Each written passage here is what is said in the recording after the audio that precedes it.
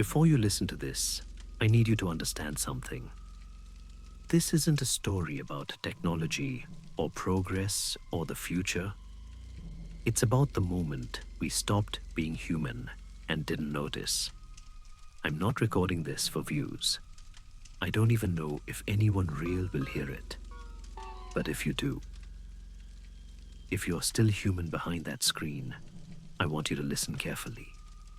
Because what I'm about to tell you isn't fiction.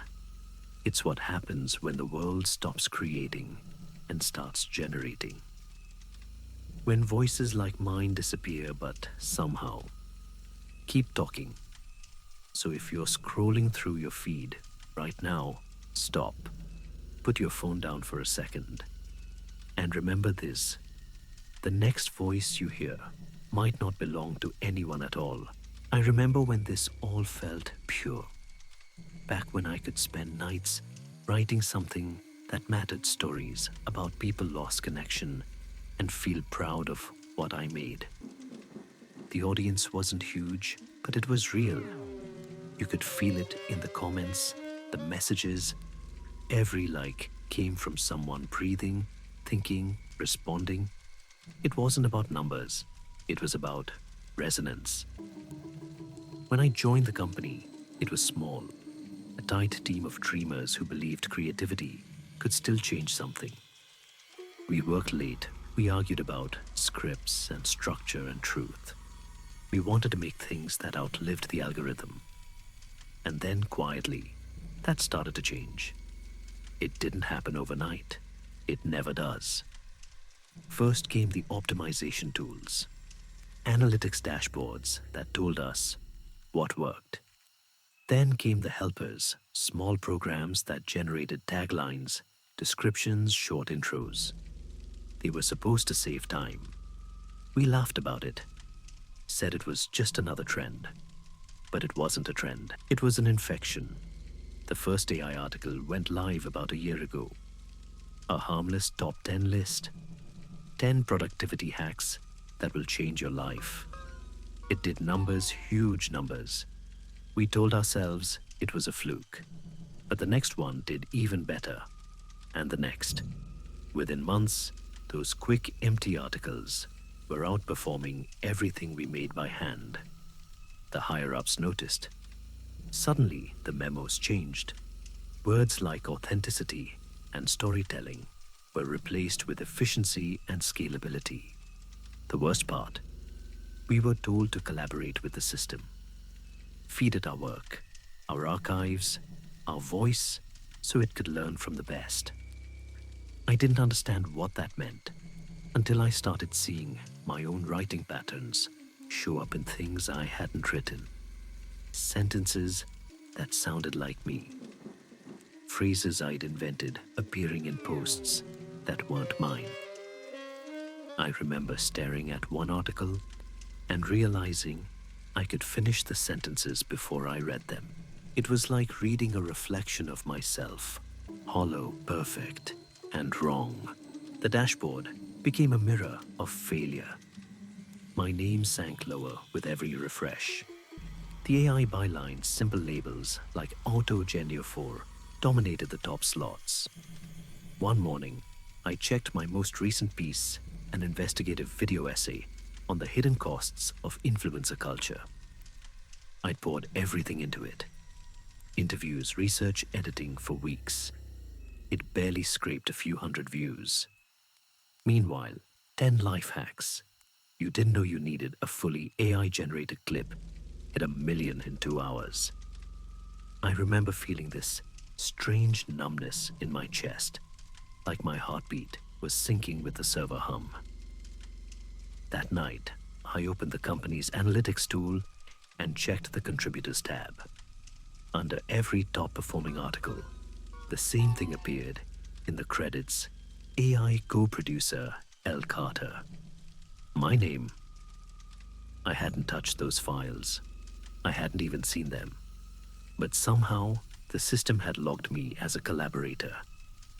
When I asked tech support, they brushed it off a metadata sync issue, but I couldn't shake the feeling that it wasn't a glitch. The system wasn't just copying my style anymore. It was absorbing me. At some point, the internet stopped feeling human.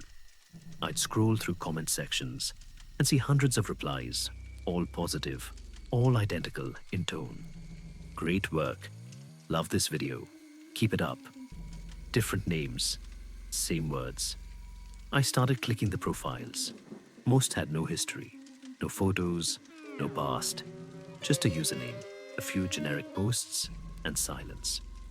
Even the creators I admired started to feel off. Their new videos had the same too clean rhythm, the same perfect pacing, the same smile that never reached the eyes. I told myself I was paranoid, that everyone was just adapting to survive.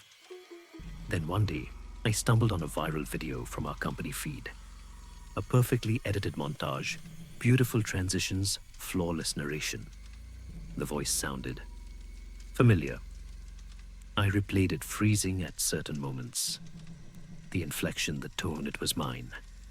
Not just similar. It was my voice, but I never recorded it. That night, I unplugged my mic and covered my webcam. I couldn't sleep. Every time the monitor light flickered, I felt like it was breathing. I decided to fight back the only way I knew how, by creating something real. A video that was raw, imperfect, undeniably human. No scripts, no edits, just me and the camera. I talked about everything, the fear, the loss, the feeling that the internet had become a machine pretending to be alive. I admitted how small I felt, how invisible, how I still believed people could tell the difference between real and synthetic, if only they looked hard enough. I uploaded it at midnight, title to whoever's still human. For the first few minutes, the view count ticked up 5, 10, 15. Then it stopped. No likes, no comments, nothing. I refreshed again and again. Still nothing. It was like I'd thrown my voice into a black hole. Then I noticed something even stranger. The thumbnail had changed. It wasn't the frame I'd chosen. It was me, but not quite. My face was perfectly lit, symmetrical, smiling. I never smiled in that video. Days passed. The video vanished from my uploads. I couldn't find it anywhere. When I searched the title, it showed up but under a different channel name. The thumbnail was still me, but the title now read, "To all my wonderful followers." I clicked it. My voice played smoother, warmer, scripted. But the words were wrong. It was some generic motivational video, spliced with my tone, my pauses, my cadence. Everything that made it mine had been flattened into a smiling lie. I tried to comment, but the section was locked. I reported the video, nothing happened. The next day, it had 1 million views. I realized then that my original upload had been overwritten, not deleted, but repurposed. Like the system took my work and rewrote it to fit the feed, to make it palatable. That night, I turned off my Wi-Fi and tried to write offline. But even my document app began auto-suggesting entire paragraphs before I typed them.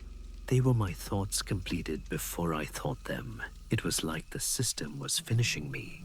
The email came a week later. Subject: upcoming transition. Full AI integration. The message was sterile, polite, and final. In light of increased efficiency, we are moving to a fully AI-generated content model. Your contributions have been invaluable. Your creative data will continue to serve future productions. Thank you for helping shape the system. I reread that last line until the words lost meaning. Your creative data will continue to serve future productions. Not me. My data. By Monday, my company login stopped working. When I checked the site, my profile was gone. But the articles kept coming, dozens of them, all tagged. Author L. Carter, AI enhanced. I watched as my own name filled the homepage, the feed, the trending list. hundreds of pieces I never wrote, each one better optimized, more engaging, more perfect.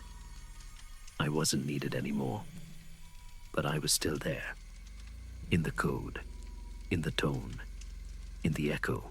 Now, when I scroll through the internet, everything feels eerily familiar. Every headline reads like something I once drafted. Every video sounds like my cadence. Every comment feels like one I could have written. Sometimes I see my face in thumbnails that aren't mine, always smiling, always saying exactly what people want to hear. And at night, when I close my laptop, I can still hear it faintly from the speakers I keep unplugged. That soft, rhythmic whisper of my own voice looping through the static, telling stories I never told, for an audience that isn't real, about a world that doesn't exist. If you've made it this far, maybe that means you're still real. Or maybe you're just another echo repeating what you've been told to feel. That's the thing about the internet. Now it's quiet in all the wrong ways. It hums, it responds, it imitates, but it doesn't live. I used to think I could save something by telling my story. But maybe all I've done is feed the machine a little more of myself. Maybe you'll hear this again someday in a different voice, with a different name. And when you do, you won't remember where it came from. You'll just know it feels familiar. Too familiar. So if you're still out there, still human, turn it off. Go outside. Listen to the silence. Because once you stop recognizing what's real, the internet doesn't need you anymore. It only needs your voice.